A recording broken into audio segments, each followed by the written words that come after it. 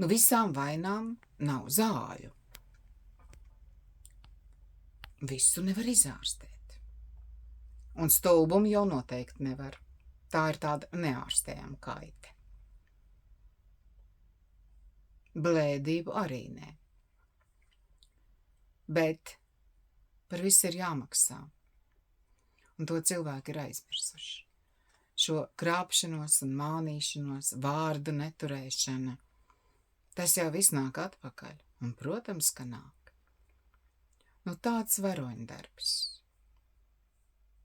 Nu, tak no 1. jūlija pārtika būs lētāka. Bet kāpēc ne no 1. janvāra? Kad priekšā vēl ir ziema un maksas par siltumu. Vasarā jau mēs vienmēr izdzīvojam. Tad nav dušas, savilkt jostas, nav dušas. Nu jā, grib visiem labi būt, visiem nekad labi nevar būt. Un ja tad pieaugušam cilvēkam tos piena produktus nemaz tik daudz nav jālieto. Jo dabā tā nav, tikai teliņi dzer pienu, govs un buļļi nedzer pienu. Gandrīz katrs otrs sūdzās par burkšķošu vēderu, kad pāēd un ēd, ko tu gribi, un tik un tā burkšķ. Nu ja, tad var pamēģināt bez tiem piena produktiem, bez tiem baltiem miltiem un bez tā cukura. Un varbūt tad izdodas. Un kas nu noteikti ir jādara? Arī ziemā ir jādzer 2 litri tīrs ūdens. Tīrs ūdens. Un nevis suliņas. Jo sulis jau ir ēdiens, nevis dzēriens. Man omīte, kur sen ir mirusi, es vēl biju bērns, kad viņa nomiris, ļoti ilgi sēroja, ka man viņas pietrūka. Un es ļoti labprāt. Atcerieties, bija tādi uzsmeļamie čerpaki. Man tāds vēl viens ir.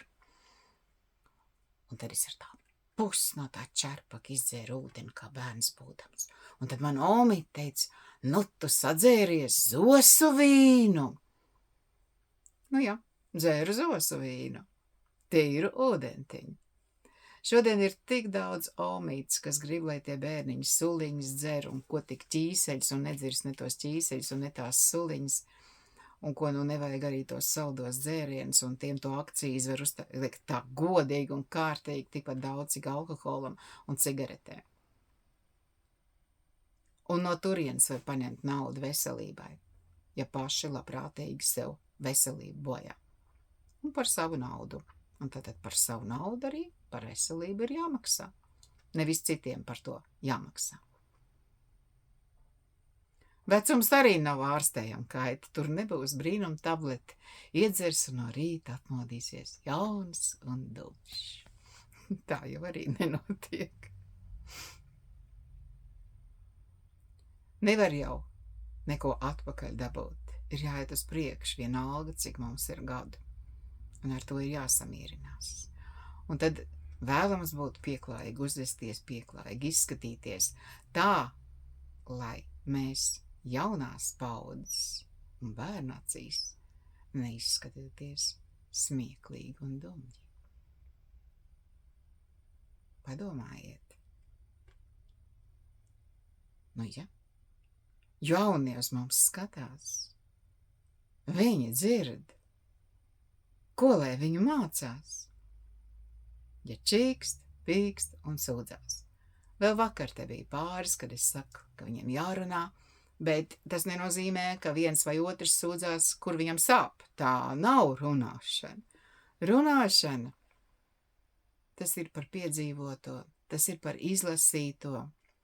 Un gal galā par to, cik viens otram mēs esam vajadzīgi. Vai ne? Un tas ir jāapstiprina tiem, kas viens otram blakus dzīvo zem viena jumta. Un vēlams pat kaimiņiem labrīt novēlēt. Lai jums izdodas briežāk to labrīt pateikt. Atā?